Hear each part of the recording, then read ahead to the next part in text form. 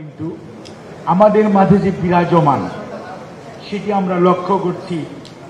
আজকেও যদি দেখবেন এটা যদি না হতে পারে ওটাও হতে পারবে না, এরকম বক্তব্য দিচ্ছেন আমাদের তরুণ নেতৃত্বের কতিপয় নেতা। আমরা বলতে চাই, আপনি আপনার চাহিদা বলতেই পারেন, এটি আপনার ব্যক্তিগত স্বাধীনতা, কিন্তু আপনি কথা বলতে পারেন না আমার এটা না হলে ওইটাও হবে না। এই অধিকার তো আপনার নাই।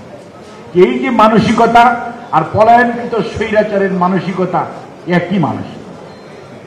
এবং কয়েকদিন আগেও আপনারা ফেসবুকে লিখলেন অথবা পোস্ট দিলেন, এবং আজকে যারা সংবাদপত্রকে বলে চতুর্থ স্তম্ভ, সেই সংবাদপত্রের সাংবাদিক এবং লেখনীকে আপনি বিভিন্নভাবে রক্তচক্ষু দেখানোর ভাষা প্রয়োগ করলেন, কিন্তু আপনি একবারও চিন্তা করলেন না এই ভাষা তো পলায়নকৃত স্বৈরাচারের ভাষা। এবং যারা কথায় কথায় কথা বলতো এবং গুম করত, ৬২ জন সাংবাদিক গুম হয়েছে। মাহমুদ রহমানের মতো, শফিক রেহমানের মতো বয়োজ্যেষ্ঠ সাংবাদিকরা নিগৃহীত হয়েছে।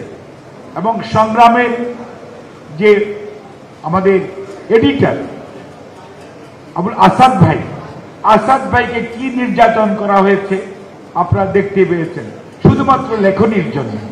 এখনো তো একই ধরনের প্রতিধ্বনি শোনা যাচ্ছে আপনাদের কণ্ঠে। এটি কি সঠিক? এটি কি হওয়া উচিত? আপনি নতুন প্রজন্মের কথা বলবেন, আগামীর বাংলাদেশের কথা বলবেন, আগামীর সুশাসনের কথা বলবেন, মানসিকতা রেখে দিবেন পূর্বেরটাই, বিচার মানি তাল গাছটা আমার। এটা হবে না, এটা হবে না। শত ফুল ফুটতে দিতে হবে। সিদ্ধান্ত দেওয়ার মালিক এদেশের জনগণ। তারা যাকে গ্রহণ করবে তারাই দায়িত্ব পাবে এবং সেভাবেই দেশ পরিচালিত হবে। আপনি আপনার কথা বলবেন, আমি আমার কথা বলবো, কিন্তু ধমক দিয়ে অথবা কয়েকজন উপস্থিত হয়ে, যেটাকে এখন আমরা বলি মব সন্ত্রাস, মব জাস্টিস, এগুলো করে সভ্য স্বাধীন দেশে বেশি দূর এগুতে পারবেন না। যে মব সবচেয়ে বেশি করার ক্ষমতা সেটা হচ্ছে দেশের জনগণের। জনগণ চুপচাপ বসে দেখছে আপনি আমি কি করছি, কিন্তু জনগণকে বেশি বোকা ভাবলে তাহলে ৫ই আগস্টের কথা মনে রাখবেন।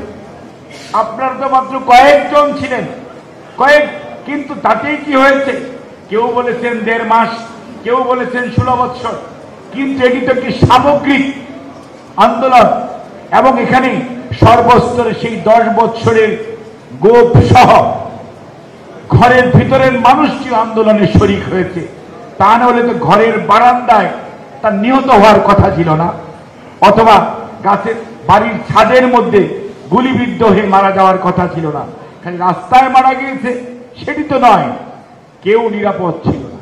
এবং সব মানুষের সমর্থনের কারণেই সেই দিন ৫ই আগস্ট হয়েছিল এবং জাতি ঐক্যবদ্ধভাবে চেয়েছিল দেখেই স্বৈরাচার পালিয়ে যেতে বাধ্য হয়েছে।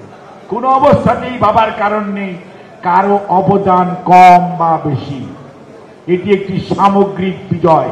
সেই বিজয়কে যদি অক্ষুণ্ণ রাখতে হয়, বিজয়কে যদি সুসংহত করতে হয়, আগামীর বাংলাদেশ যদি সত্যি সত্যি বিনির্মাণ করতে চান, তাহলে আরো ধৈর্য, আরো ঐক্য, আরো সহনশীলতার পরিচয় দিতে হবে।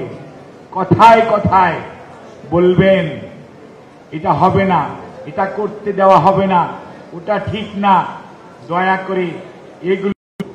স্বাধীনতার পরে এক নেতা বলতেন, উনি কিন্তু নেই, উনার পরের জেনারেশন ছিলেন, তারাও পালিয়ে গেছে।